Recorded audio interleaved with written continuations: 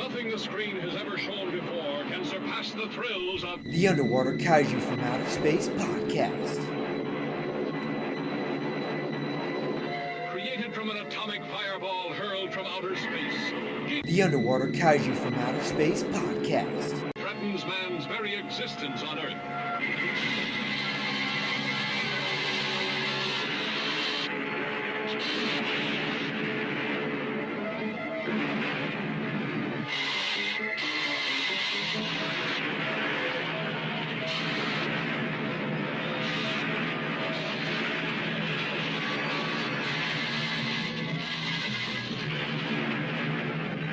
The Underwater Kaiju from Outer Space podcast. Battles Godzilla, Mothra, and Rodan for mastery of the world. Men quake before the terror of their unleashed fury.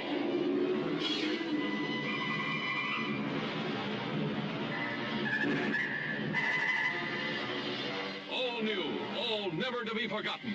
A new high in Visions from Monsterland.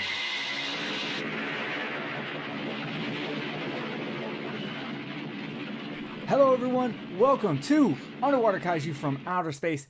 My name is Jerry, and joining me is the man himself, the Don. Screonk, everyone. And of course, we have 10 out of 10 Derek. Hey, what's going on, guys? And the ever-growing, multiple-headed host of podcast, Mr. Venom. Greetings and salutations, everyone. It has been a while. We had some scheduling conflicts, but we're back, and we have a fun movie. We're looking at the British version of Kaiju tonight with Gorgo, plus a wonderful episode of Ultraman that that apparently is really funny. So, with that being said, it has been a while, so let's see what everyone's been up to. Venom, what have you been up to? Nothing much, man. I just got back from Vegas about 2 weeks ago. Spent my birthday out there, as I try to do every year. Just playing poker. Haven't really been watching as many movies as I'd like, though I am. Over the last couple of weeks, I've been catching up with some 2019 horror movie watches. But other than that, pre-ordered my Mothra Steelbook. Yep, I've got that pre-ordered. I don't think it's going to be much of an upgrade from the DVD, but that steel case is beautiful, so I'm all about it. Yeah. Derek, what have you been up to? The same as usual, man. I've been watching a lot of fucking shit of it. I was sick last week, so I just had this fucking giant Gammathron where I just watched mad Gamma movies. It was awesome.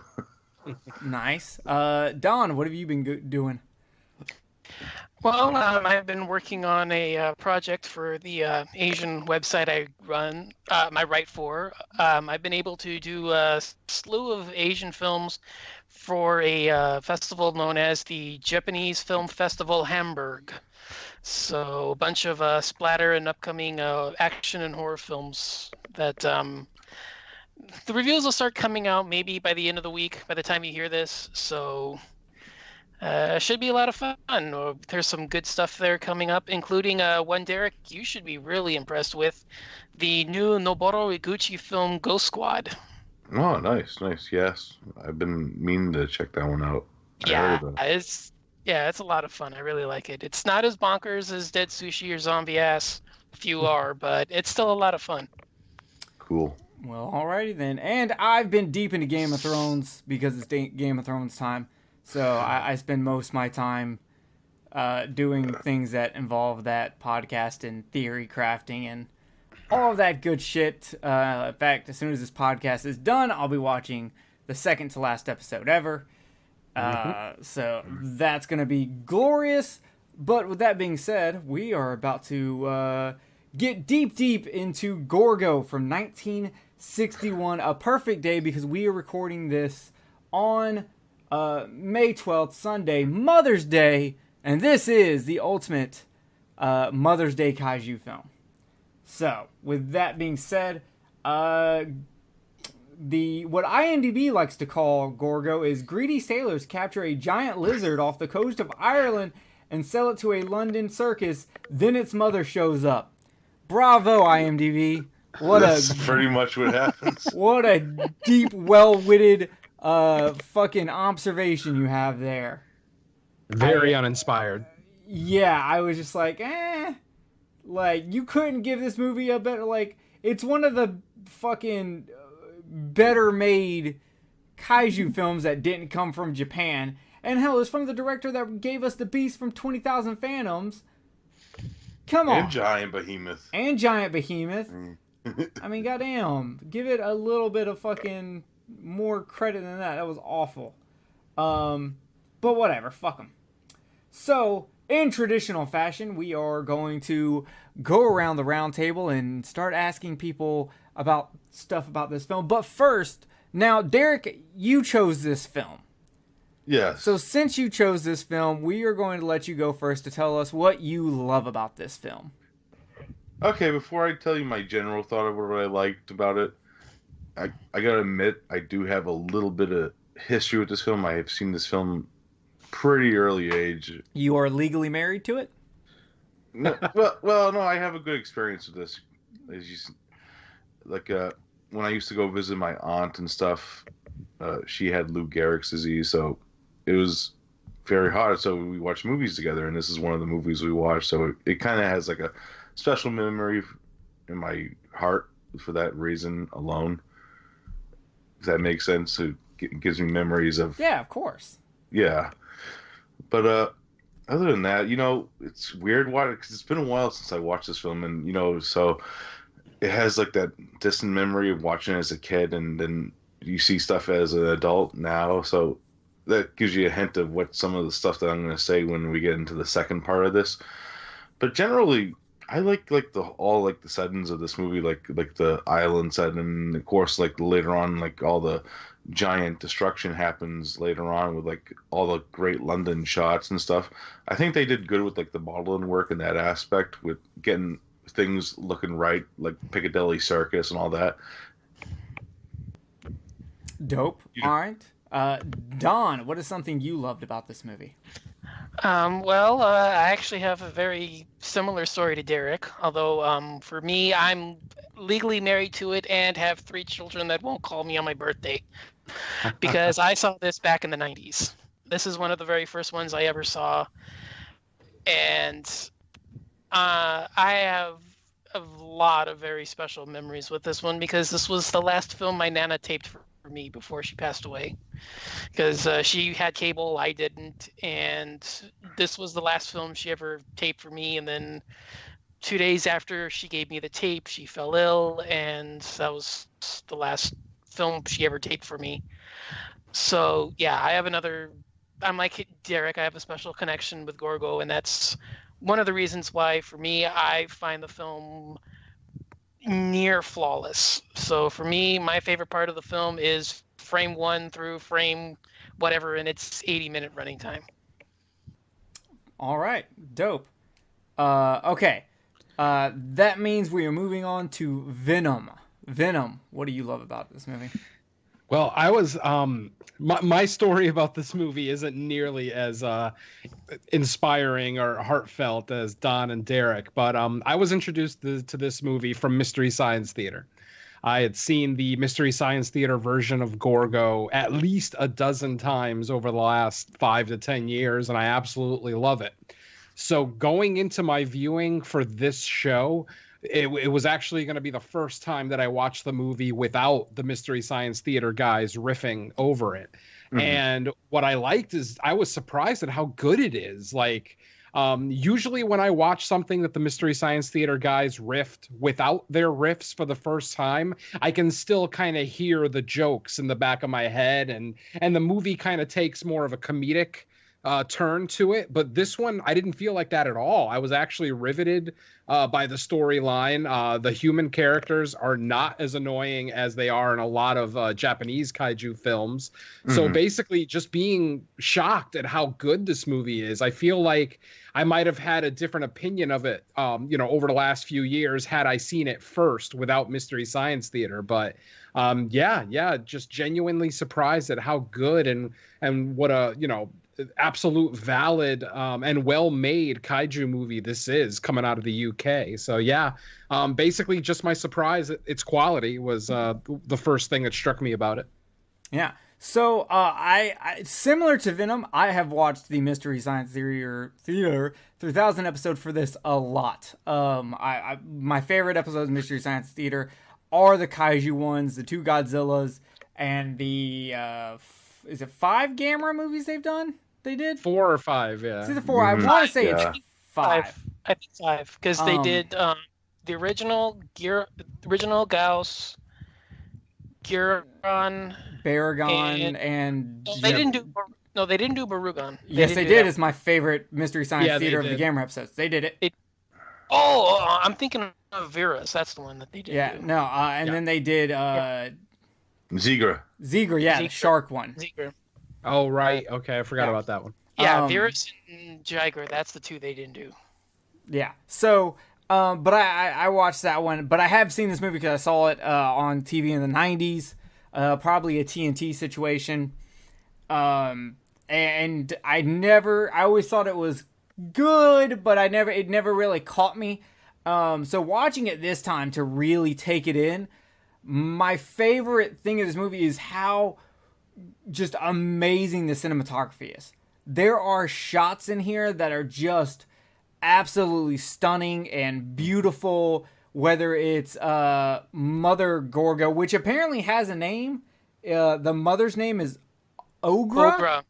Yeah, Ogra. I don't remember them saying that in the movie, but apparently it... the little kid says it. Sean. Fuck that's Sean. Yeah. Why is that kid as smart as a 20-year-old? Fuck. Okay, I'm sorry. Let's get out of line. But just the cinematography in this movie is fantastic. I even was watching like the scene when they're using the flamethrowers to get Gorgo into its little holding cell. There are shots in there where it's like looking at Gorgo's feet. I swear that get directly copied in Carnosaur. Yeah. It's really, and there's just like I said, Ogra. I don't know how do you pronounce that?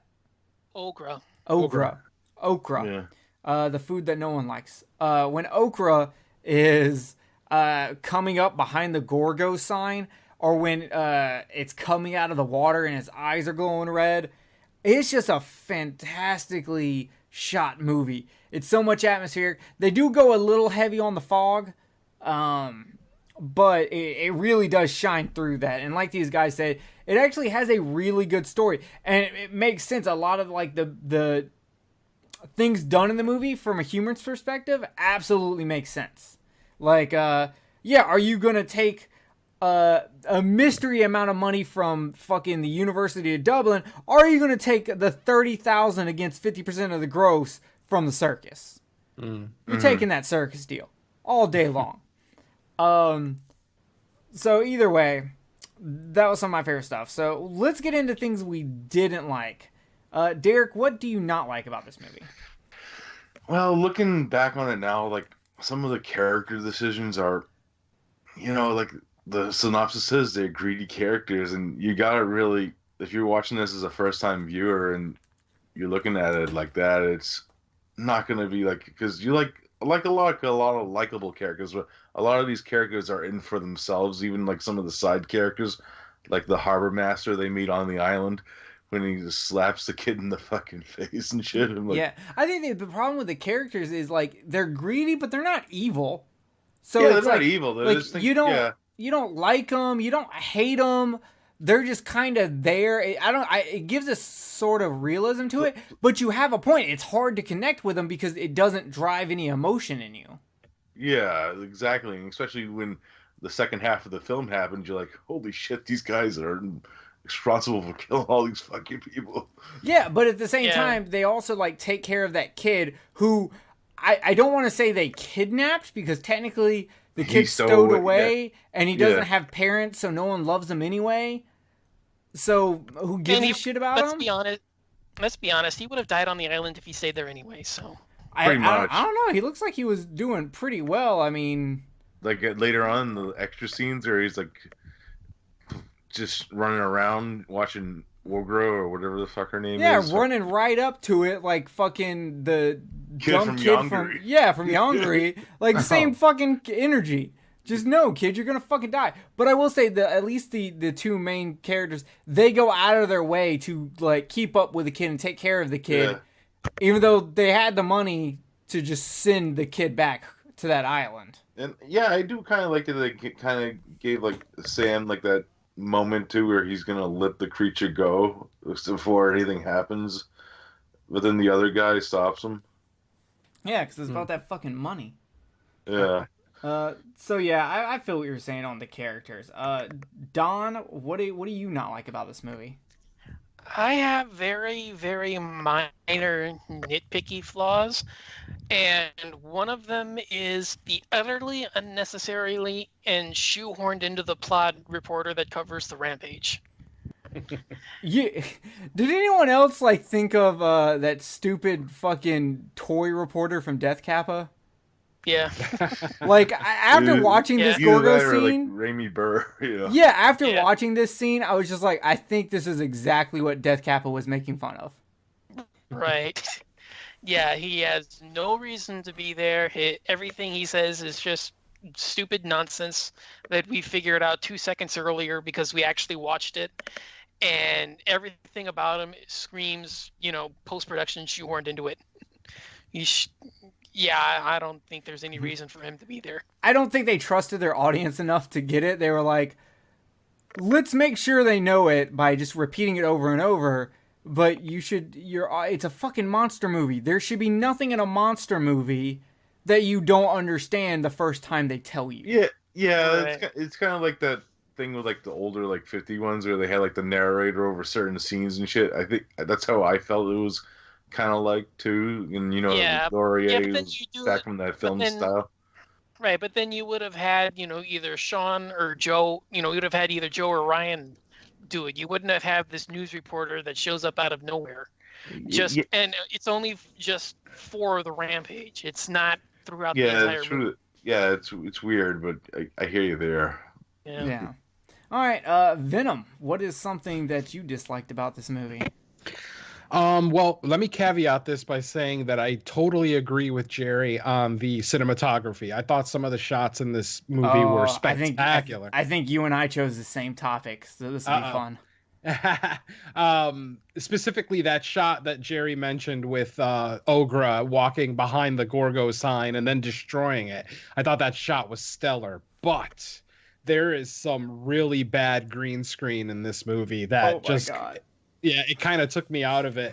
And specifically that shot near the beginning where the volcano erupts, you can actually see the screen split between the fake background and the real foreground. It actually like splits, like the camera's shaking, which just totally took me out of it. It was kind of just a funny chuckle moment. It's not like I wouldn't necessarily say it would bring the overall rating of the movie down, but there were multiple green screen shots. Oh, dude, fucking anytime rumble, like fading rocks. All the fading rocks that fell. I was like, I'm glad they're showing the destruction and panic and death that's happening, because that's something that in a kaiju film they don't show as much, like that we really should show. But oh my God, all these fucking see-through rocks were killing me. You think that's from the restoration though? Because I got a sense that video, because I don't know if you watched that if you watch the little featurette that they have, because I know Derek, it's on your Blu-ray. Yeah, I watched it. Yeah, I would imagine that on the original version, it would look a lot better because the whole screen would be darker and it would look more like the rocks were falling directly into the people instead of like fall like you said, like disappearing into the people the back. into Yeah. Yeah, I would imagine that it would look a lot better on a darker print. Like that would probably be like a restoration issue. Because there is a huge difference between it if you watch the featurette on there. Yeah, it was kind of because I don't remember that like when I was a kid, and it's more noticeable because I used to watch this on VHS all the time. Yeah. So I think the restoration kind of hurt the film in a sense with some of the effect shots. Yeah, it's kind of like that scene in Sleepaway Camp when it's supposed to be. Since this is a kaiju podcast, I won't ruin a horror movie, but there's a scene where it's one character in the door, and if you watch the VHS, you can't tell, but if you watch the Blu-ray, you can tell it's the wrong actor being used because they just assume no one would be able to care since it's silhouetted. But with Blu-ray, it's 100% visible. I know what you're talking about, yeah. Yeah, so it's for so my thing that I really didn't like about this movie is is kind of what Venom's talking about, but I'm going to focus on the straight up editing of this movie.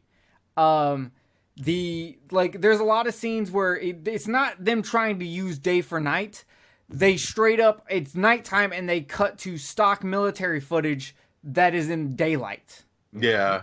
And it's bad. Like at one point they show stock footage and it's clearly the US Navy and not the British one.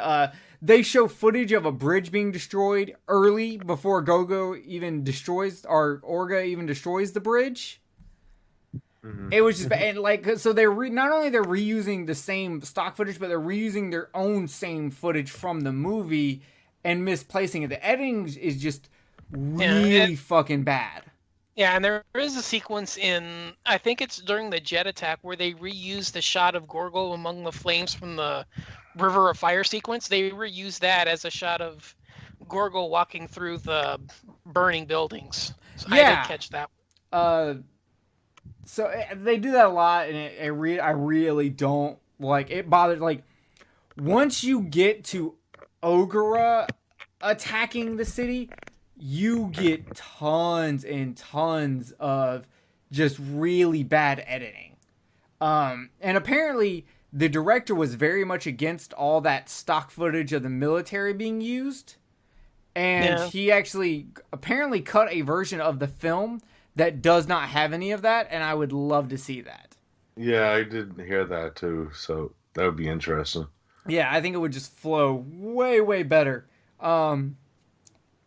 But I think there's more good in this movie. Like when the guy who's yelling about repenting because the engineer, when he gets fucking trampled. That was great. I remember laughing my ass off when I first saw that. It's not that I knew. Things. It's not that I knew like the in joke about it. It was just, what a dork, he got flattened. You know what I like too about this? There's another thing since we got into it. Like, I do like that they have like, even though it's kind of cheesy now looking at it, they have like these little fucking things coming out of like buildings of people, like little toy fucking miniatures and shit. Yeah. So let's talk about Gorgo and Ogra and the suits. I gotta say, besides being a little stiff, the suits look fucking fantastic. Yeah. Yeah, I didn't like how static they were, but the sheer design I thought was pretty cool. I know that they use hydraulics a lot on the some of the Yeah, they had, and they also had, they basically had mini batteries in there to light up the eyes, move the ears, help with the tail, stuff like that. Yeah, because they said that they didn't like the wires, trying to hide the wires. So yeah, the entire tail is hydraulic. The mouth is hydraulic. The eyes and the head are hydraulic, and I think there's on the hands. I think the hands grasping, because the hands are misproportioned for humans, so they wouldn't fit. So I think they said that the hands are hydraulic as well. That makes sense. And I got to say, the design of it itself, all the way down to the hands and feet, just look great. Because there's these great shots of like Gorgo's feet, and the feet look like they didn't go with just a simple flat-footed design. There's arches and everything. It's fucking amazing. Yeah. Man. I love the things that they made too, like the one on the boat and shit, like when he's just laying on the boat with the Yeah. ropes. That was fucking cool as shit, and the little eyes open up and close. And fucking when they take him through the city on the fucking little truck. I was like, you never see that really, you know? It's fucking cool. That's the same prop though. Yeah, I know. Yeah. It's still pretty cool. Yeah, that's what I'm saying. Is that that was a full-size prop that they used, and they actually did do that on London streets. They actually filmed that in the city. Yeah, they did it on a Sunday morning, and apparently Sunday mornings no one's out on the street. Maybe they're having tea or something. I don't know. But there wasn't a lot of people there, so the studio had to like put in something in the script to explain why there was no one there, because big monsters getting driven down Main Street. I'm gonna be there, but apparently, they had like the military warded off, or they had some excuse in the movie that actually did work. They said that. Yeah, I think they said that everybody was rerouted to the circus. Yeah, something like that. Yeah. But either way, that is just one, just great looking suit. The only thing I'll say about this movie is there's not a lot to talk about because the human characters, like Derek brought up earlier, while there's nothing to complain about, there's nothing to really clap your hands about. Yeah. They're kind of there, and the movie has a shift in characters. Like, it starts off with them being, kind of rough and tumble seamen, and then they're now in the city, and now it's business and ethics, and it kind of gives this weird... This movie has really weird shifts. Yeah.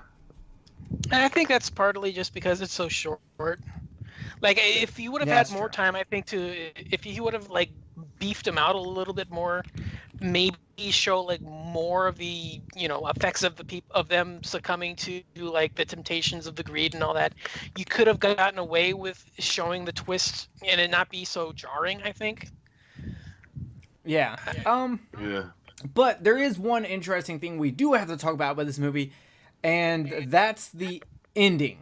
So the ending of this movie has the Ogra, the mother, coming and rescuing her child Gorgo and escaping into the ocean freely.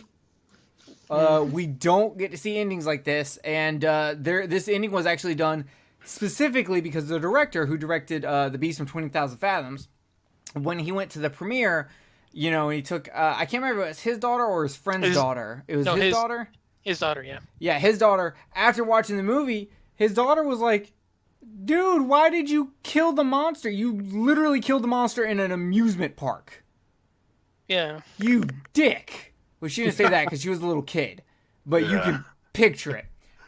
So he specifically wrote this one because he was kind of done with monster movies at this point. He kind of got pigeonholed as a dinosaur movie maker, and he didn't really like it. But this was pitched to him to make another dinosaur movie, and he was kind of like, I do have an idea.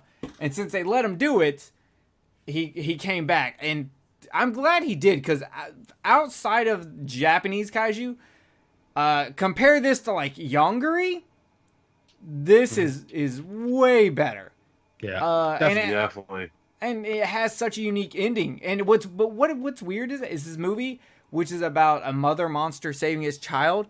There's literally no female character in the movie. There's two females that say one line each, but there's no main female. It's all fucking dudes. Yeah. Well, that's sort of where the film's novelization would actually rectify that. Have you ever read about that or heard of it? No, I know there is a novelization because I saw that in my research, but I didn't like read what the novelization, like what it changed. Yeah, well, there's two changes. The first is that they actually definitively name each of the creatures. The baby is definitively called Gorgo. The mother is definitively called Ogra. They keep that from the very beginning.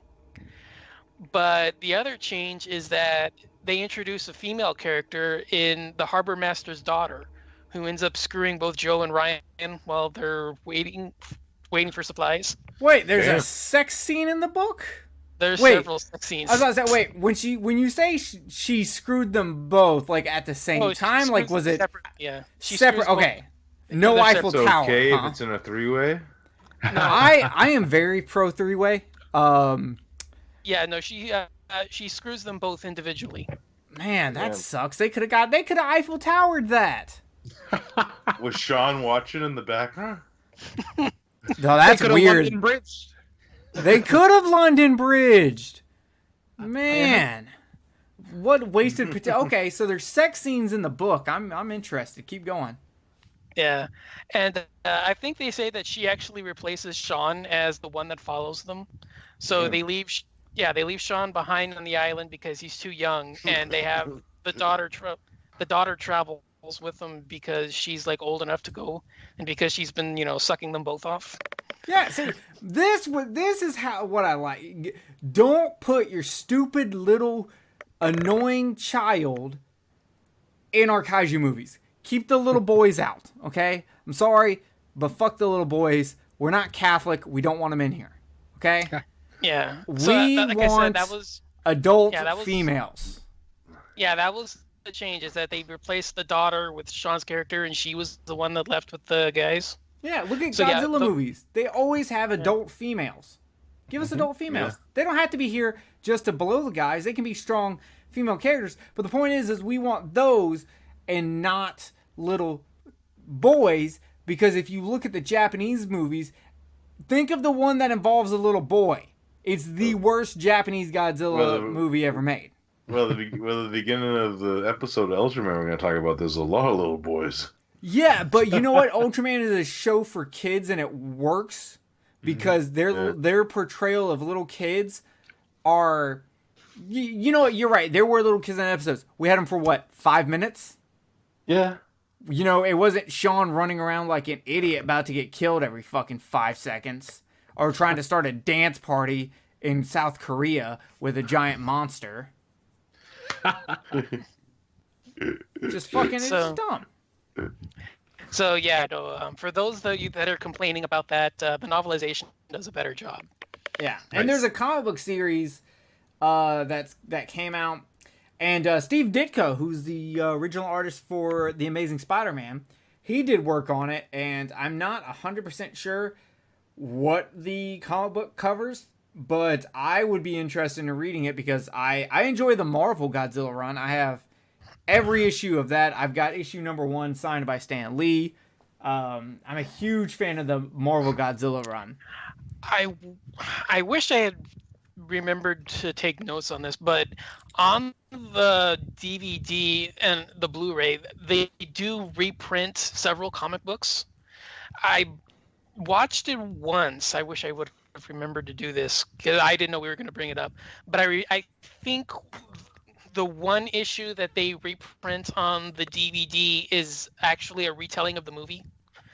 It's vaguely similar. I think it's a retelling of the film as a comic book, and then I think they also did on the DVD. There's a separate Italian version that's a straight photocopy comic book, where they take screenshots and then they just do like writing into like all the details and plot points and stuff.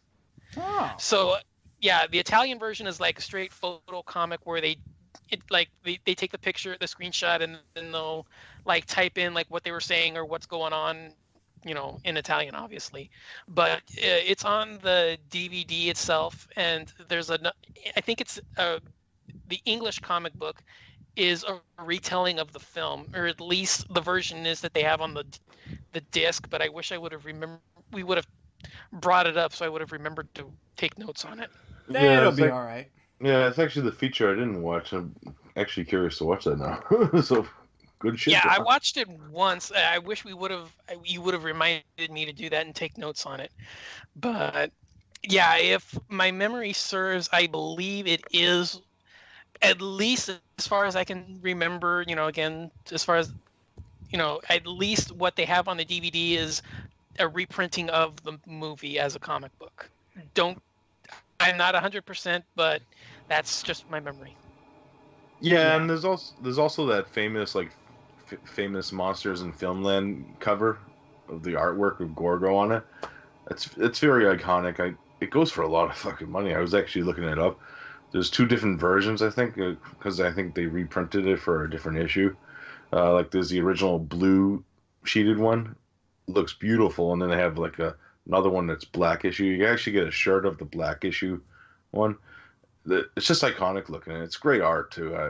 Like all those famous Monsters of Filmland arts are. Oh yeah, they are wonderful. When there was a scene that I wanted to bring up. Where is it?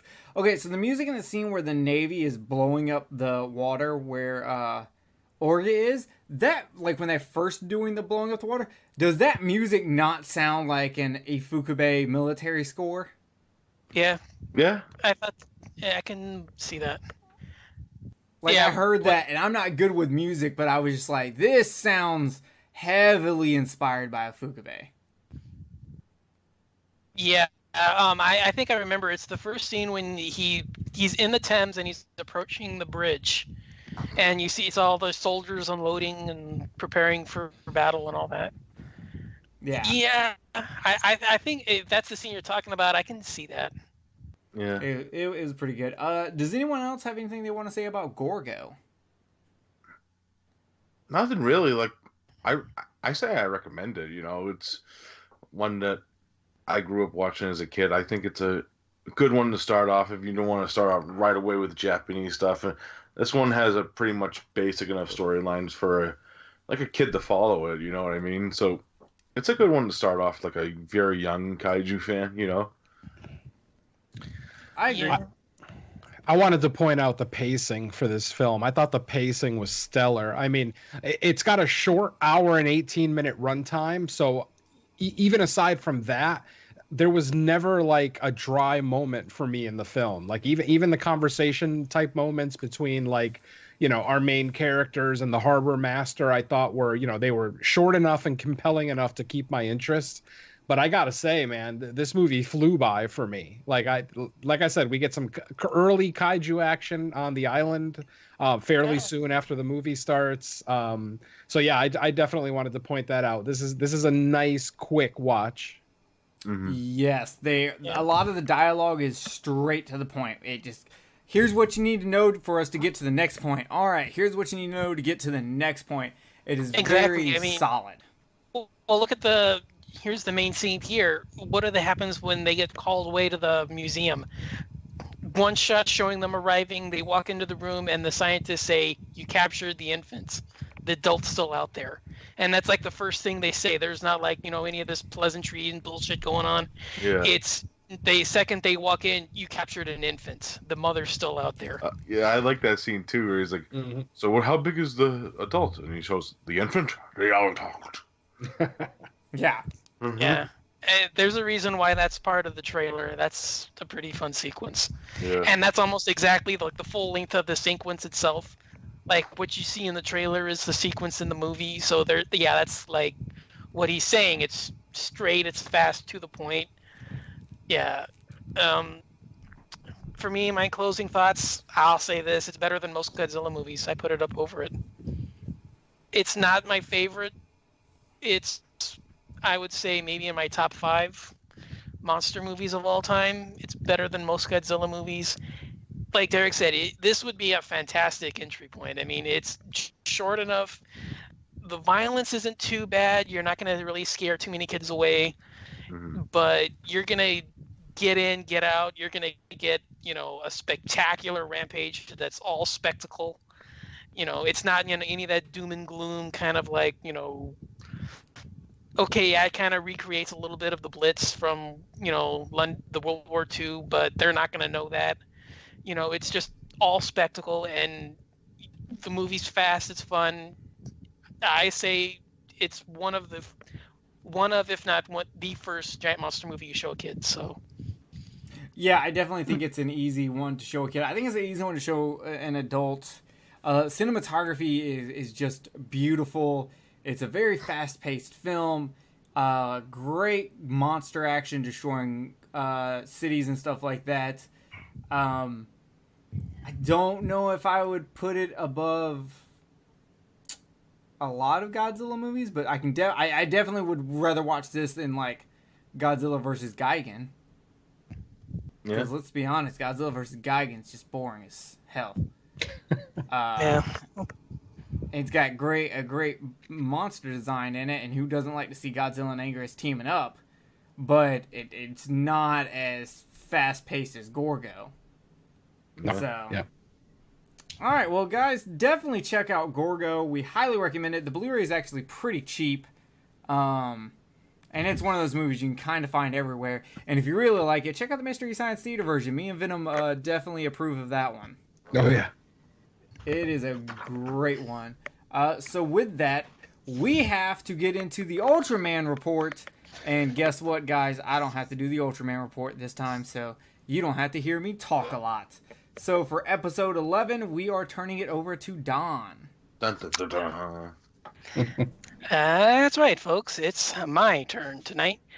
Today's episode is episode 11, directed by Kazuo Mitsuda, who you will recognize as the director of our previous episode, episode 10. So I never do this. I'm going to have to make you do this for every Ultraman episode where I'm like, give us the specs, Don, and you bust out with Japanese names. Yeah, so, director Kazuo Mitsuda. The original title is Uchu Kara Kita a Barabindo. I'm sorry, say that again? Uchu Kara Kita a Barabindo. Okay. Or what I call this episode, If You Wish Upon a Star. Okay, that's what it is. I'm like, hearing that, I'm like, what does that remind me of? It reminds me of something. It sounds sounds like a phrase that some Disney person says. Yeah. So, depending on the source of where you're watching this, you will find it in English under 3 different titles. I think the direct translation is The Rambunctious One from Space. However, other translations have put it as The Rascal from Outer Space or The Ruffian from Outer Space. I don't know if it is like once we get into the episode, none of those names fit. Nope. Like none of those names work. Yeah, I think Rambunctious One is probably the closest, but yeah, even still, that's kind of shit. You know what? Yeah, the Rambunctious probably works the best because when the monster does show up, it's childish. Like I said, that's the closest one, but yeah, even that's pushing it. Like it should be called like When You Wish Upon a Stone or something. Or Having High Times, or Ghoulies. It feels like Ghoulies Go to College this episode. I feel like the monster in this movie has the maturity of Goonies Go to College. And I think Derek's high. All right, so we begin in a courtyard where Hoshino earns my eternal gratitude for introducing his schoolyard chums to Human Centipede, the kids game. I'm so glad I'm not the only person who wrote a Human Centipede joke, because I was like, that is, of course, Japan has to outdo us in 1966 with a super long Human Centipede. Yeah. In all actuality, it's a lame-ass combination of leapfrog and cheerleading pyramid, but or break it's your Human fucking Centipede. back. Yeah, it's actually a Human Centipede version. Yeah, it's weird. Okay, now, did anyone play this as a kid? Because I never played it as a kid. If someone was like, come on, stick your head up this guy's ass and we're going to jump on your back. Not even as a 5-year-old am I doing that. No. I think that's probably why the girls are off to the side wondering which one of the kids have the biggest dick, because their brains are not... Sure. Well, no, they're wondering who's got the biggest dick because their brains are obviously not getting any blood for thinking of this game. I am vetoing that joke because they are way too young. Anyway. I mean, I know it's Japan and technically child porn in 1966 was legal, but still. Yeah. So anyways, Hoshino spots a meteorite falling into a nearby industrial complex, and everyone goes off to investigate. While there, they find the stone, but immediately look at it and think, this crummy thing? This isn't all that impressive. And they throw it aside and it turns into a bag of marbles. So suddenly the kids are called back when they realize, holy shit, this thing can transform, and giving us a first look at Transformers when Hoshino wishes for a racing car. And a racing car set appears. So all together now, the friends start wishing for a birthday cake, and one appears. And all of a sudden, they notice Gimpy is standing off to the side watching them. So... Gimpy? I'm sorry. Go ahead. Yeah, so a stranger called Gimpy is standing off to the side watching them play. And he watches as Hoshino takes it to the science patrol, where a bunch of science occurs and everybody starts looking at what the strange rock is. When they call a conference to explain their findings, Gimpy shows up and walks inside, where they announce that it's a rock made of space material. Since it contains both plants and minerals, they conclude the rock is a living organism, and manage to show a skeptical reporter what the power of the rock actually is. When the reporter wishes for a bride to appear, he becomes so enchanted by the success of the stone that he fails to realize he's actually holding on to another reporter instead of his bride. Here, okay, hold up a second. Bro, I understand if you want to get married to a hot chick. You didn't stop to think how embarrassing it would be to admit to all these people that you're so lonely you would use a magic rock from space to get a wife at the cost of everyone seeing. You couldn't wish for a nice cheeseburger or a nice tobacco pipe, maybe really good massage therapist, but a fucking bride? That is just weird, man. You know everyone in there is making fun of you. But my main point is, the joke doesn't really work with it being a bride and then he's holding another reporter's hand. That didn't really work for me, just because I don't because it showed him walking up to where the bride was on a pedestal and helping her down. Was that other reporter standing on the pedestal and no one noticed?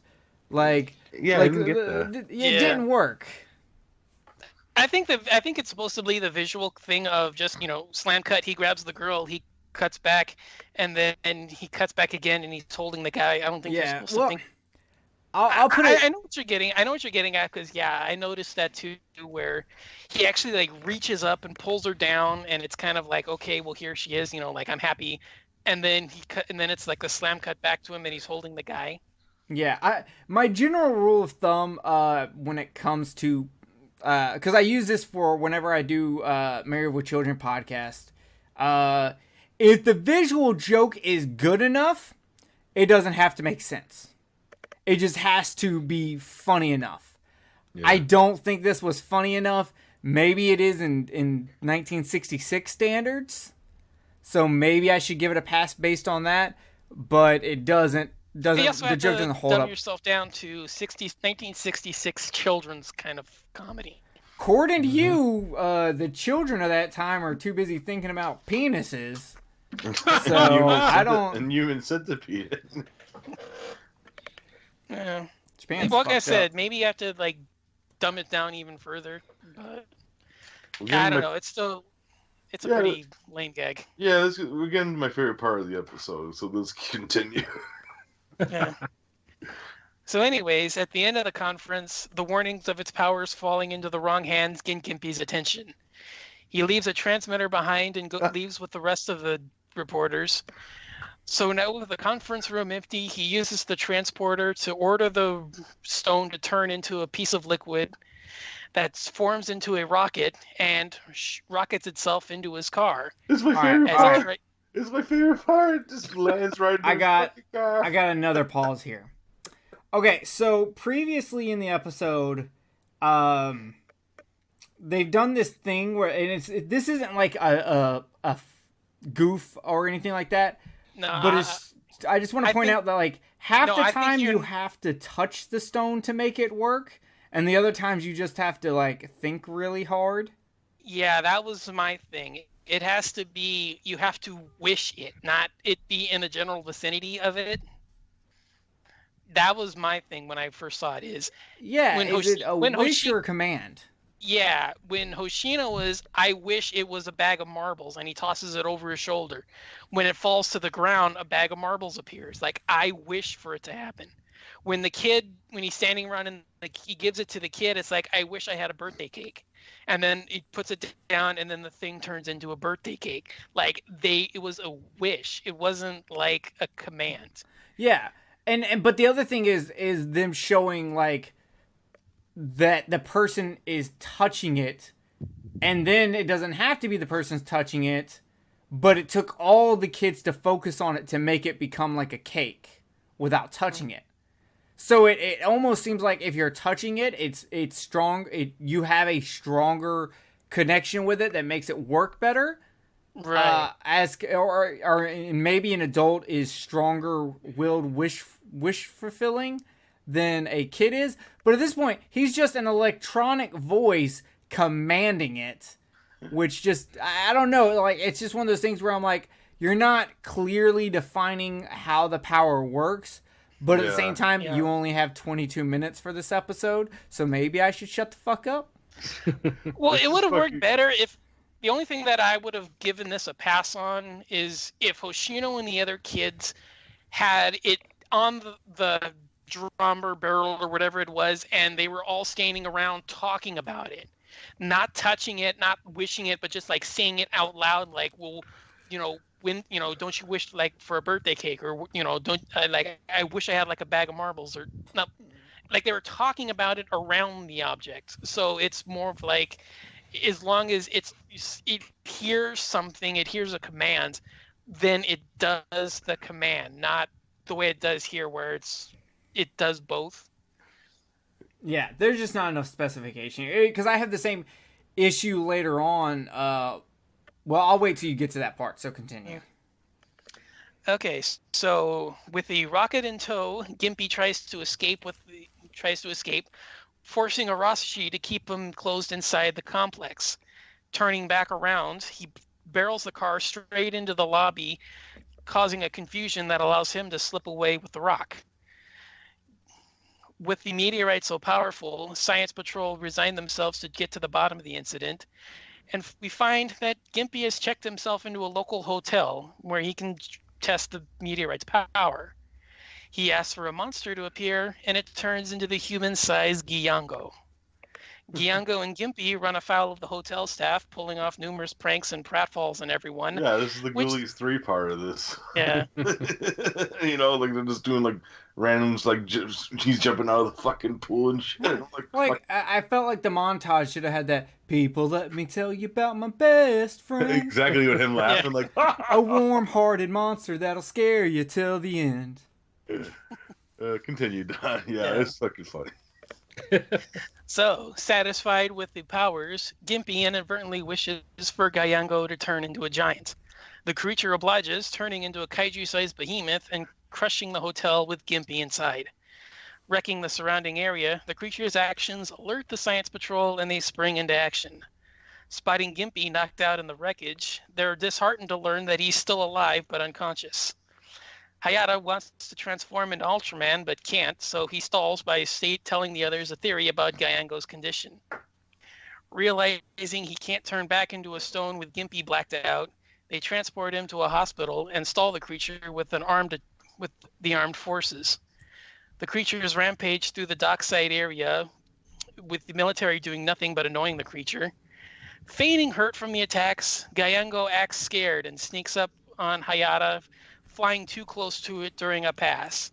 He knocks the VTOL carrying Hayata into the bay, who escapes the wreckage and uses the beta capsule to become Ultraman. Okay, so before Venom takes over for the fight breakdown, I got two things to say. One, I like how when Hayata's under the water, he's taking a second, like he's trying to remember, did anyone see me come in this water? Do I gotta hide that I'm Ultraman, or can I just go ahead and click this, come out as Ultraman, and no one will notice? Yeah. The other thing I have is, because the defining how the powers of the stone work, couldn't someone just walk up, put their hand on the monster's like toe and go, "I wish you were a puppy," and it would just turn into a puppy? Yeah, this was one of the questions I had. It doesn't make any sense. Yeah. Earlier on, when the kids stopped thinking about the birthday cake, it turned back into a stone. So you're telling me that if someone loses consciousness while they're thinking about a monster, that it doesn't cut off the thought? That I don't know. It doesn't make any sense to me. Yeah. That's kinda weird. Yeah, I mean, there's no brain activity to keep the thought alive. So even though, he's blacked out, the thought stops. So he should still disappear. Yes. Yeah, so just some minor problems there, but with that being said, you know what's never a minor problem? Being a beta. Go right ahead, Venom. All right, starting out our festivities, coming at you from the blue corner, we've got Gyengo coming in at 50 meters tall, 60,000 tons, coming to you from the suburbs of Tokyo at a ripe 7 minutes old. And our champion coming to you from the red corner, Ultraman, coming in at 40 meters tall, 35,000 tons, coming to you from the land of light, Nebula M78. Ultraman is approximately 20,000 years old. So the battle begins after Ultraman engages the beta capsule. He springs from the water, which surprises Gyenga and knocks him backwards on his scaly ass. After that, let's see. Gyenga stands and shakes it off, and when I say he shakes it off, I literally mean he shakes it off. He's literally listening to Taylor Swift and fucking getting down. Exactly. He shakes both of his arms. He shakes his legs individually to kind of shake off the surprise. And at that point, Gyenga does a single jumping jack into the air and throws a temper tantrum like a child whose mother wouldn't buy him candy at Target. Yeah, why does this monster act like a child? I understand the idea between 7 minutes old, maybe, still, because you would think that that is Gimpy like mentally retarded so that he's childlike himself. Because because that would make sense why he wanted the monster and they were just having fun pranking people in the hotel. But at the same time, he was smart enough to be like, turn into water so you can escape your box, then turn into a missile and fly to me. Whoever wrote this episode really didn't give a fuck. They were just like having bets in the writing room, like, all right, who can write something that's just so ridiculous that it's like if a Giallo took drugs, except was about a monster. I don't want this to make any fucking sense. Also, with how old Ultraman is and how young this monster is and how there's a scene in this fight where Ultraman kind of gropes the monster and I'm a little uncomfortable with it.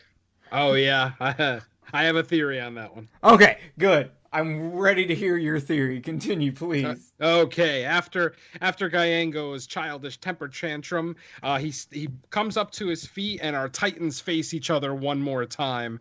At this point, Ultraman eggs on Gyengo to come forward and start an attack. Gyengo motions to him to wait for some ungodly reason. At this point, Ultraman gets tired of waiting and he performs a leaping karate chop to the top of Gyengo's head, forcing Gyengo to fall down to his knees. As Ultraman approaches his fallen foe, Gyengo goes in for a single leg takedown and mounts Ultraman in side control. At this point, Gyengo repeatedly slams his ass down in a sitting motion on Ultraman. Did you mean to make this as sexual as it is? I meant to make it more sexual, but I ran out of adjectives. Okay. So after the sit down attack, Ultraman. I think this is what Jerry was referencing when he said Ultraman gropes Gyengo, but I think what he either grabs for a titty, which I don't see any titties there to begin with, so I don't know what he's grabbing for, but I think he tickled him. Hey, A It cup looks like a still tickle to me. counts. So at this point, Django needs to be Ultraman. tickled too, man. Oh hell yeah! No, you do not tickle children if you're an adult. Don't do it. If it's your kid, okay. Otherwise, no. I don't give a fuck if it's your niece or nephew. Do not tickle them. Stop it. You're an adult. Stop it, Victor Salva. Yeah, Oh, god gross. damn it. Anyway, after Ultraman escapes the takedown by tickling Gyengo, they face off once again. And at this point, Gyengo starts showing off his fancy footwork like he's freaking Cassius Clay or something. No idea why he decides to dance around the fight area, but there it is. At this point, Ultraman attempts a leaping kick attack at Gyengo, but at the last second, Gyengo ducks and Ultraman falls into the bay. We have a couple of seconds where Gyengo is standing at the edge of the water, looking for Ultraman to come back up. When Ultraman rises from the depths of the bay, he starts splashing water into Gyengo's eyes like a fucking 5-year-old. Yes, he is splashing water into Gyengo's face as an attack. This distracts Gyengo enough so that Ultraman can get out of the water, and once again our Titans face off, face to face. Titans might be a little strong of a word. One Titan and one loser, whatever. Let's see. Gyengo starts to egg on Ultraman, and with that, Ultraman attacks Gyengo's left antenna ear, knocking it off his head. This is after Gyengo lost the left antenna ear earlier in the fight by the laser tanks. The laser tanks blew off one of his, I don't even know what the hell to call it. Propeller I'm ear? calling it the antenna ear, but I don't know. That thing looks weird. It looks like a Mobius strip that's spinning on the side of his head, but whatever. That's how he listens to Taylor Swift. It's through those ears. Yeah, I'll go with that. So after Ultraman chops off his second antenna, leaving him with no antennas on either side of his head, Ultraman kicks Gyengo from the back, knocking Gyengo to the ground. At this point, the beta capsule warning light starts flashing, and our narrator jumps in to explain the source of Ultraman's power and why he must transform back to Hayata before the beep ends, before the warning indicator stops beeping. Gyengo bends down to attempt a head ramming attack, and Ultraman leapfrogs the attack like Ricky the Dragon Steamboat. Ultraman then taps Gyengo on the shoulder like he's a fucking one of the Three Stooges, and when Gyengo turns around, he punches him square in the face, knocking him down to the ground. Gyengo at this point gets back up, grabs one of the laser tanks with the intention of throwing it at Ultraman, but the laser on the tank goes off, scaring Gyengo, and he ends up throwing the tank straight into the air, and when it comes down, it slams right onto Gyengo's head, making him look mildly retarded. But at this point, Ultraman pushes Gyengo down from behind once again, and at the exact same moment, Gimpy wakes up from his short little coma. Members of the Science Patrol are now trying to get him to forget about the monster. And at this exact moment, the monster breaks off a piece of the building with the intention of throwing it at Ultraman. As he's raising the rooftop onto his above his head to throw it, he disappears out of nowhere, and thus ends the worst Ultraman fight I've ever fucking seen. Your winner by I guess throwing in the towel would be Ultraman, still undefeated. Yeah, this episode is not horrible to watch. It's funny. Yeah. It's fun. It's lighthearted and everything. But none of it makes sense. I feel like a child did write this episode.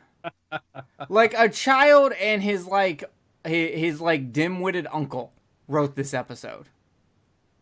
Yeah. Not gonna be a highly rated episode for me.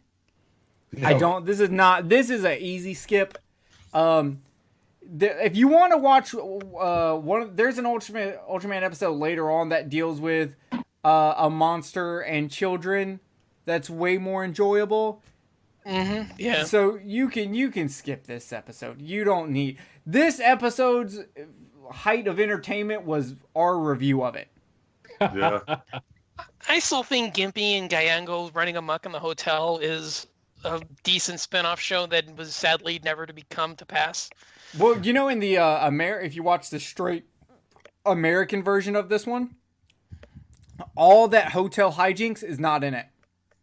Yeah. All of that was cut out for American broadcast. So, like, one of the best parts about the episode is just gone. Yeah. Which is I'm dumb. saying that there's another episode, I think it's in the 30s, that's straight out hilarity. So, yeah, I mean, it's funny if you're just like popping through the disc and it's like, well, it's the first one on, disc 2, so I'll just give it a watch. But if you're binging the series, yeah, this isn't really one I would go to. Yeah. Yeah, this is skippable for sure. Definitely. The monster's design isn't bad. It's a little weird because it's like half monster with random robot parts because it has like robot claw hands. Yeah, like, and you can see like one of the arm, like when I saw one of the arms was like fucking dangling, I'm like, oh no. Yeah. Yeah. Bad. The design isn't bad, but the way it acts is kind of annoying.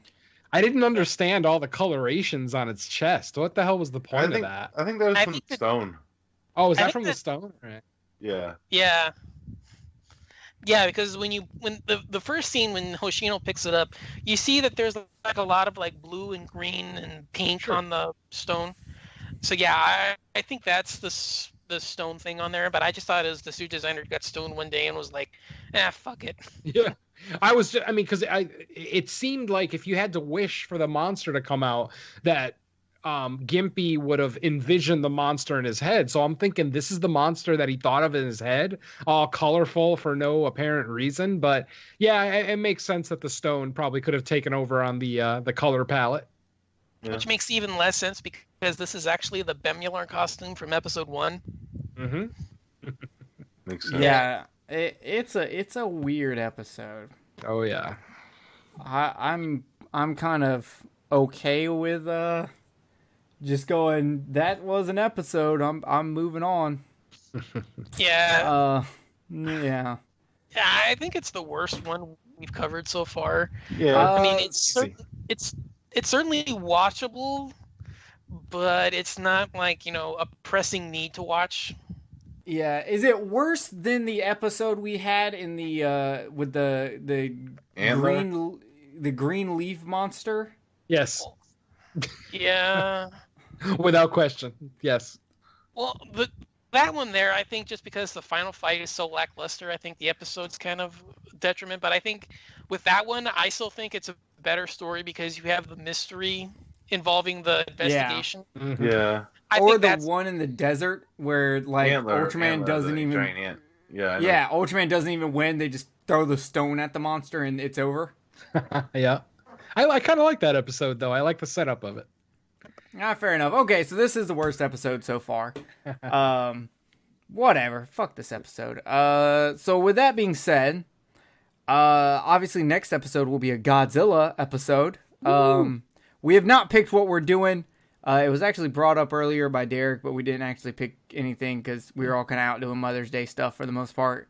Yeah. So next episode, Godzilla. So take your guesses as to what we're gonna do because we don't even know yet. And then we're gonna go around and do our nice thing where you can hear what everyone's been up to. So we will start with you, Derek. What do you got going on podcast wise? Nothing really, man. Like, there's just some scheduling conflicts as usual. Well, we know about that with this show. Scheduling is the bane of podcasting. But we should be coming back with Cinema Attack recording next Saturday, and if all goes well, Mr. Donanelli will be joining us that episode. So look out for that when we do Shaw Brothers Volume 2. Nice. Oh shit! And also, me and Venom should be coming back with No More Room in Hell, also recording that Sunday. So look out for that. You're recording 2 shows that day? Well, I'm doing one Saturday and Sunday. Oh, okay. Yeah, same here. Yeah. Well, for him, he'll probably be recording it into Sunday, but for me, it'll still be Saturday night. Yeah. Just because of the time zones. So yeah, he'll probably be recording into Sunday, but it'll still be Saturday night for me. All right, Shaw Brothers coming to Cinema Attack again, and then it sounds like they're going to be covering something for No More Room in Hell. I'm guessing it's for Presents the Movies. No, it'll be a full-fledged episode. Yeah. Oh, okay, cool. I didn't know because there is a gigantic movie coming out this weekend. So I assume a lot of us are going to try to go see that this coming week. We'll see. Oh yeah, I'll see it Thursday. I'll go to the premiere. I'm gonna try to go see it Friday, but I just hate seeing fucking movies opening weekend. So I don't know. Oh, Godzilla fans, let's sit down for a second and talk real quick. While Godzilla King of the Monsters is going to be spectacular, I have full faith in it. If you think that it's going to make more at the box office than Avengers Endgame, shut the fuck up. I don't think it's going to make more, but I think it's going to be pretty good. Oh, yeah, it's going to do very well. Yeah. It is not going to do Avengers Endgame. I don't know how many Godzilla Facebook groups y'all are in, but Jesus Christ, people were obsessed with going, oh, King of the Monsters is going to make more money than Avengers Endgame. No, the fuck it's not. Yeah, it's pretty ignorant. I haven't been posting in any just because I don't want to read that stupidity. Yeah, and then someone was like, I think Godzilla King of the Monsters is gonna win Oscars and Academy Awards, and if it doesn't, that just proves it's rigged. And I'm like, first of all, yes, it is rigged. They've been rigged for a long time, especially against horror and sci-fi. This is known. Your post is still idiotic, and you should still shut the fuck up, because even if it was rigged, it's a giant monster movie. I don't think it's going to win any fucking Oscars. Yeah, fanboyism is the best and worst part of this genre. So, yeah, being a fanboy is awesome, but being a fanboy also means you're stupid. So, yeah, just don't be an ignorant fanboy. Please. Yeah, don't even be a fan. Don't be delusional. Yes, exactly. Yeah, I mean, like, as of right now, Endgame is now the highest-grossing movie of all time. It passed out Avatar and Titanic. So yeah, I know it passed Titanic. Did it pass Avatar finally? Yes. Yeah. It did. Yeah. Good. Fuck Avatar. So that guy and Titanic. thinks that Godzilla, the King of the Monsters, is going to be the highest-grossing movie of all time. Then is what he's saying. That's fucking. That's beyond ignorant. Yeah, I want to punch that person in the face. I want to sucker punch him the way Ultraman sucker punched Kayango. There you go. Yeah, I have like muted most of my Godzilla. I just can't deal with you people anymore. I just don't post on them anymore. I don't care how many notifications I get. I just don't post in there anymore. Yeah, like the Godzilla fan base is. I love Godzilla. I love a good chunk of fans that I talk to, but we need to figure out something to do about these children because it's becoming a problem. Because if I see one more post of, oh, well, if Super Bagan was real, then we shut the fuck up. It was a character in a shitty Super Nintendo game. Okay?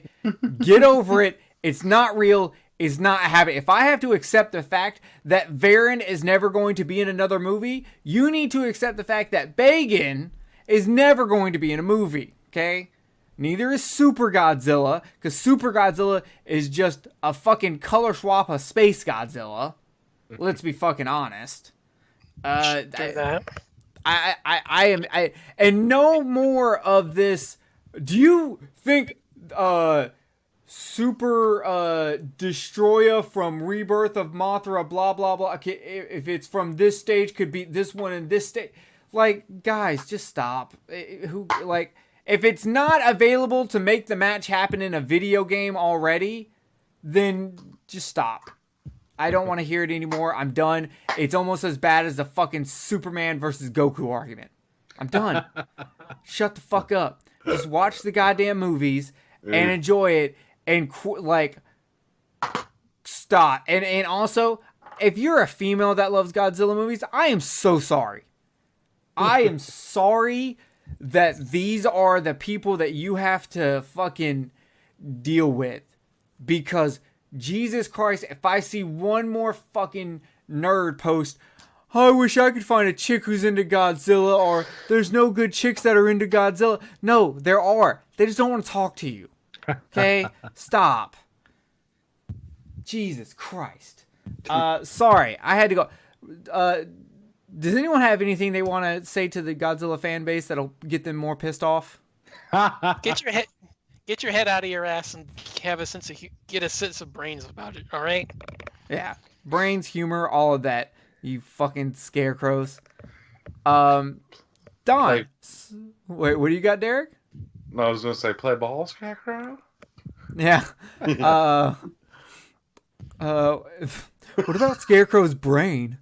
Sorry, that was for Venom. You got a diploma. No, they have an ongoing joke in Mystery Science Theater where they will randomly just go, and what about Scarecrow's brain? All right, Don, what do you got coming up podcasting wise? All right. As you heard already, I will be joining Derek for a Shaw Brothers Volume 2 retrospective on Cinema Attack. This is going to be the horror version, but we'll leave the films up to you. You've already told them what they are, or it's... Oh, no. Yeah, we're doing Corpse Mania, Human Lanterns, and The Boxer's Omen. Yes! Nice. I've never seen The Boxer's Omen, but I think I've seen Derek review it. I've seen, Don. I think I've seen Don review it like 7 times. Yeah.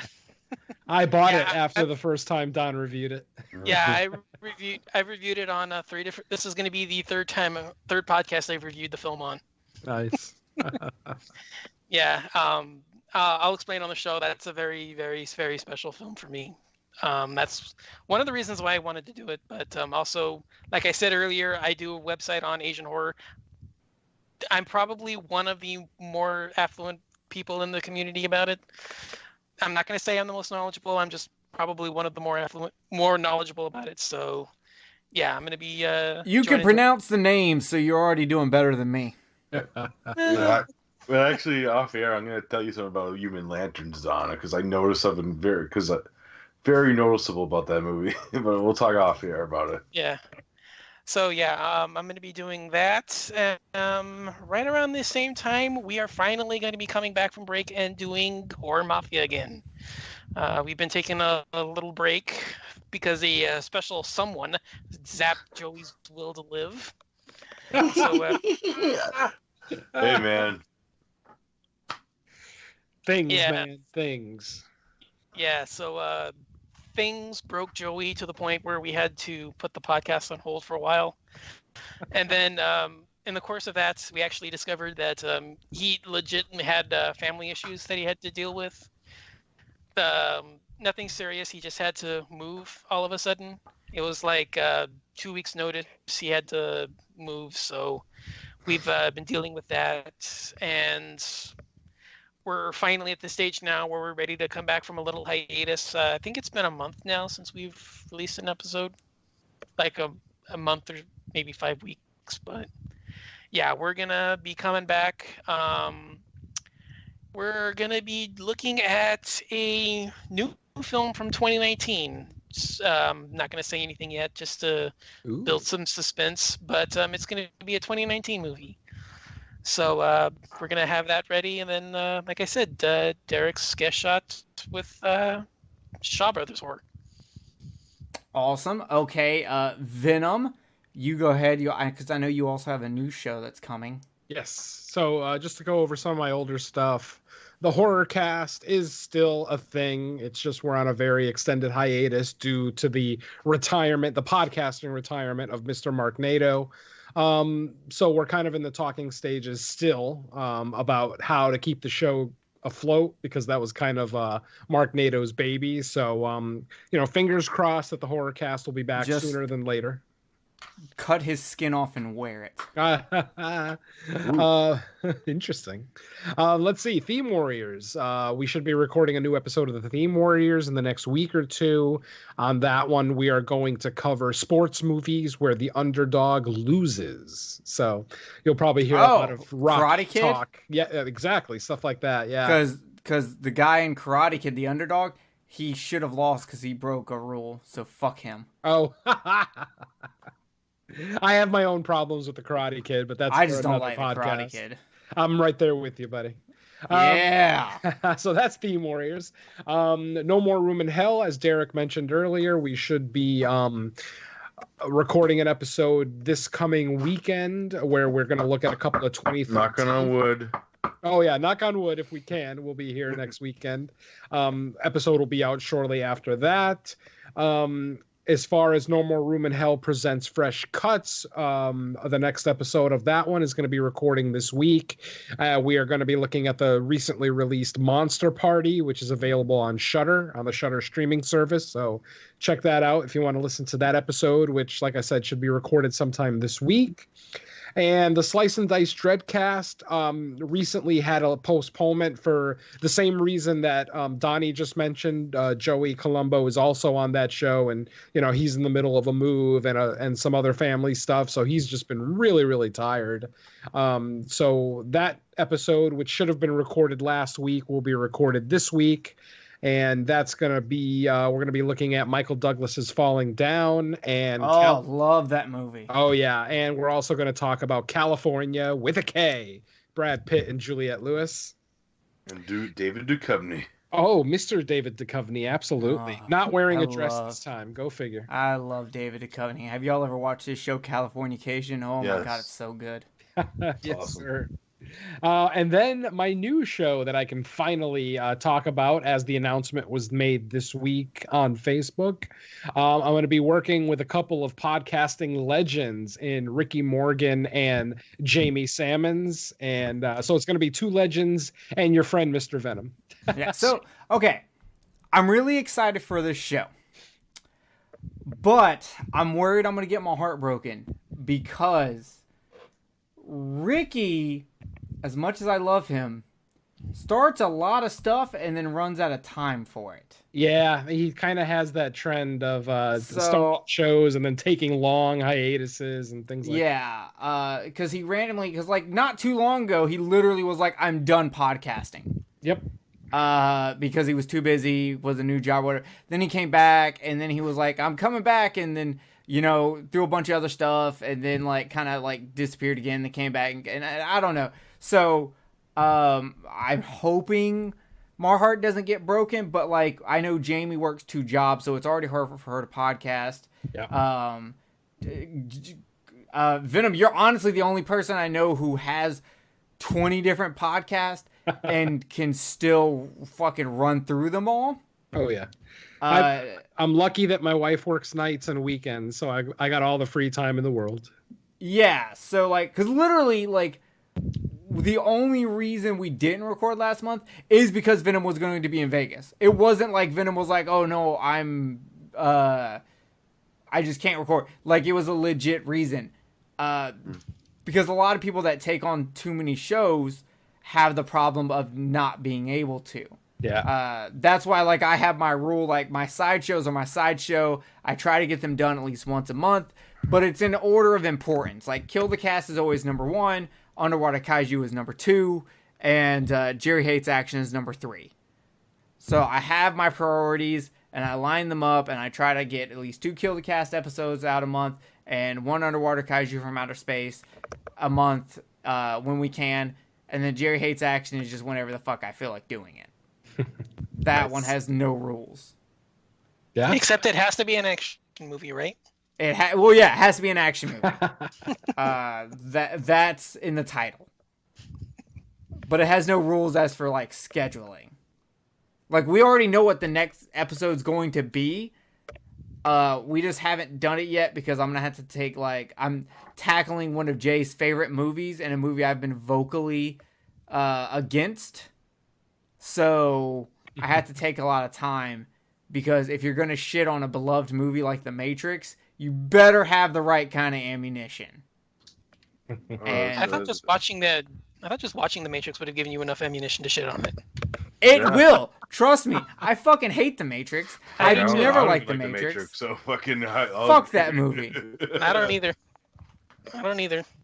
I don't know if Keanu Reeves is acting as bad as, like, say, Bram Stoker's Dracula. It ain't much better. So, fuck that movie. But yes, I'm excited about your new show. I don't think he hasn't said the name yet. Yeah.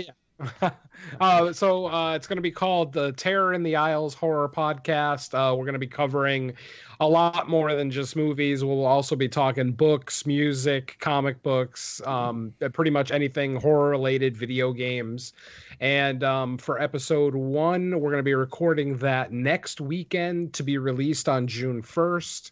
And for our first episode, rather than doing any feature reviews, we're gonna basically do an introduction episode where the hosts talk about the top 10 horror films that shaped us into the people that we are today. So that should be a fun first episode. And to quell your concerns, Jerry, Ricky's really, really excited about this podcast. He's been talking about it offline with us for like the past couple of months, almost on a daily basis.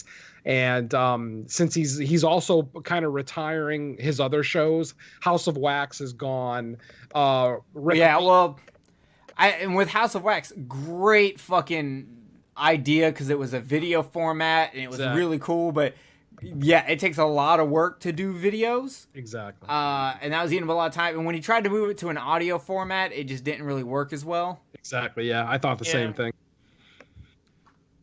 So I'm excited for it because I love all three of you. So I can't wait to check it out. I'm assuming it's coming out on Legion since Ricky's running it. Exactly. Yes, sir. Okay. So that'll be dope, which means it'll have my awesome promo I made for all the Legion podcast. There you go. Which you'll hear at the end of this episode also. Is that all you've got, Venom? That's it for now, buddy. Woohoo! All right. Until I start a new show. Yeah. Dude, I am like really convinced that I will step up and do randomly. We will bring back episodes of Beneath the Zenith. You and I will fucking do it. I love conspiracy theories. I love fucking UFOs and aliens and fucking Bigfoot and reptilians and secret Illuminati governments. I love all that shit, and I can go on and on about that shit. So I'd love to fucking join you and randomly do an episode on it. You can make it like Jerry Hates Action. You just do it randomly. I like fucking rebrand it and put it out as, say, like you put it out under No Room in Hell. Put it under Sideshow on there. You got banner it like I do. You have Kill the Cast, and then I've got my 2 sideshows underneath the umbrella. You expand under your own name. Oh yeah, that's the way you do it. And if y'all don't want to put it on No Room in Hell, fuck it, I'll put it on Kill the Cast. Even better. I will fucking do this. I love that shit, and I would be hit me up. I'll do that shit with you. Sounds good. So for Kill the Cast, we have tried to record the past 2 weekends, but 2 weekends ago, Kenneth's cat, Mary Jane, died. She was super old. Lovely, lovely cat. If you've ever listened to Kill the Cast, you've heard us talk about Mary Jane. So he couldn't make that episode, but we were still going to record because it wasn't a big, crazy episode. We were talking Toxic Avenger. You don't exactly need Kenneth's deep intellectual thought on Toxic Avenger. So we were still going to record because we had 2 guests that were supposed to come on. Literally 30 minutes before we were going to record, they canceled. Oh, that sucks. So we were like, okay, well, can you do it next Sunday? Yes, absolutely. We'll be there next Sunday. So go to last Sunday. 30 minutes before we record, because once again, Kenneth isn't going to be there. He lost a cat he's had for, almost 20 years. He's not going to be there. I wouldn't be there either. Nope. The dude messages me Well, I message him like almost 2 hours before we're going to record just to make sure everything's still good. He hits me back 30 minutes before we're going to record saying he only watched one of the two movies because we're reviewing a movie that a director asked us to review on Twitter. So we're going to review it because I watched it and I actually enjoyed it. And he's like, oh, I didn't watch that movie. And I was like, but you told me it was like y'all's feature movie a couple of months. Yeah, but someone else wrote the article. It wasn't me. And I didn't have time to watch the movie. So I'm like, okay. So I hit up Jay, and I'm just like, Jay, what do you want to do? We have a rule on Kill the Cast. We will not even record an episode if we don't think it's going to turn out good. And that's what we felt like, because it was going to be, first of all, it was supposed to be him and another one of his hosts on the show. The other host wasn't going to be there. He was going to be there, but he only watched one of the two movies. So me and Jay were just like, nope, fuck it. We're pulling the plug. And me and Jay had just recorded a spoiler-filled Avengers Endgame review for the fun of it. So we were like, fuck it, we had a release. It wasn't a Kill the Cast release, but we had a release. And I knew we were recording Underwater Kaiju. So I was like, I've got something amazing that's going to drop here soon. We're coming back with Gorgo. It's going to be a fun episode. So I didn't care.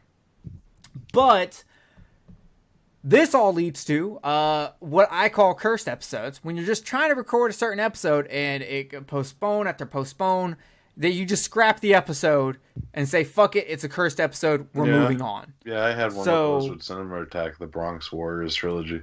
Exact. Every podcast at some point is going to have this happen.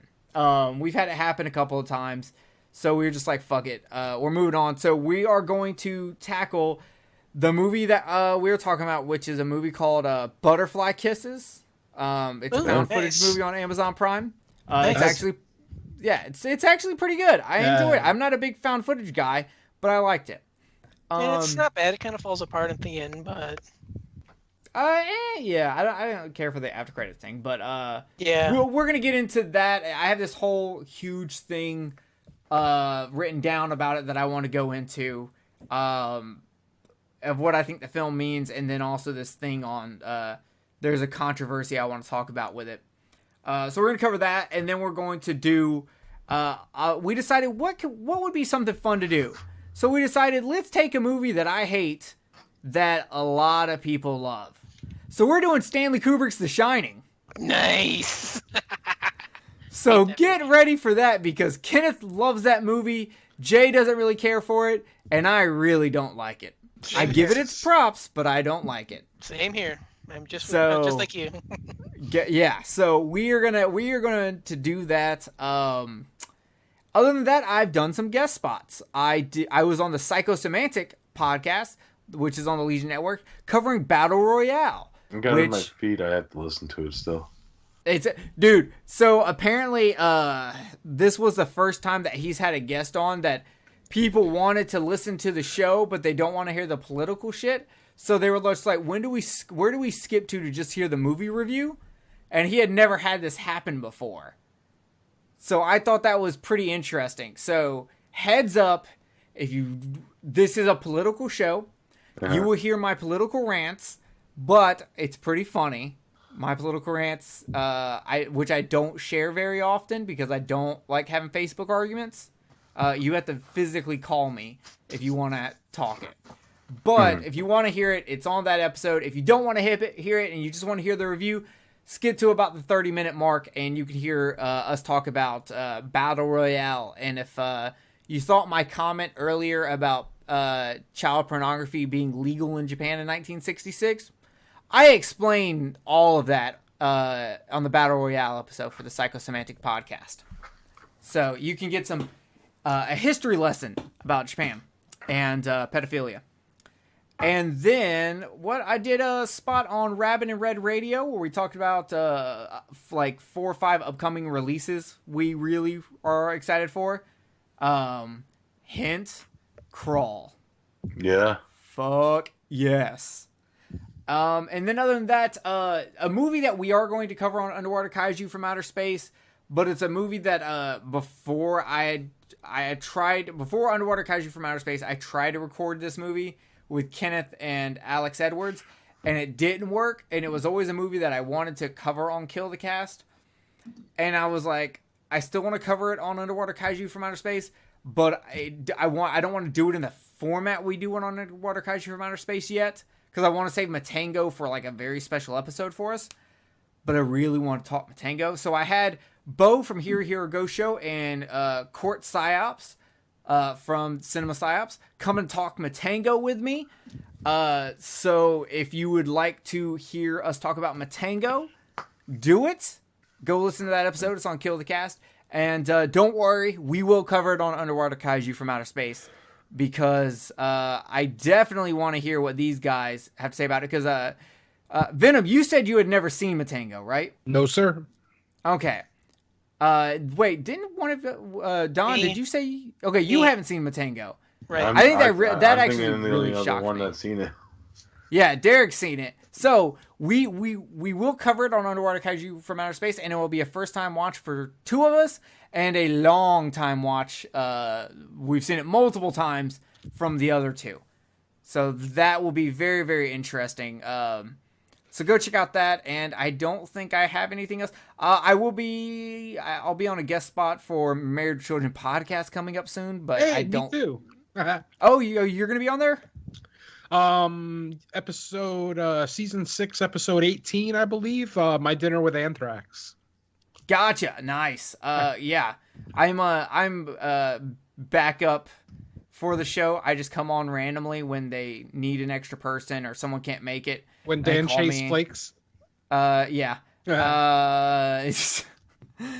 Pretty much. And then I do work for their Patreon and for the group, because that group's very, very fucking active. So I still help out a lot with that show. So that's it for me. That's all I've got going on. We have next month we'll have another Godzilla movie, and then the episode after that, Venom has requested we do a Mothra movie. We have not decided which one. I think ultimately we will let Venom decide. Just because a lot of times if someone nominates something, we usually go, okay, you get to pick it. So, oh wait, no, we did pick it. Didn't we say we're doing the original Mothra? Yeah. If it corresponds with the release of that Blu-ray, then yeah. Yeah, I think we're going to wait till we get our Blu-rays. Mhm. I know at least 3 of us pre-ordered it. Oh, yeah. So we'll probably wait till we actually get those Blu-rays to fucking do it. Well, But that way we wait can also. till Christmas, because I'm not ordering it till then. Well, no, not you, but we'll at least be able. Us 3 will at least be able to I know, give but a if review you're waiting of the on me, Blu-ray. you're gonna wait till Christmas. No, we're not waiting till Christmas. That's Yeah, what I'm saying.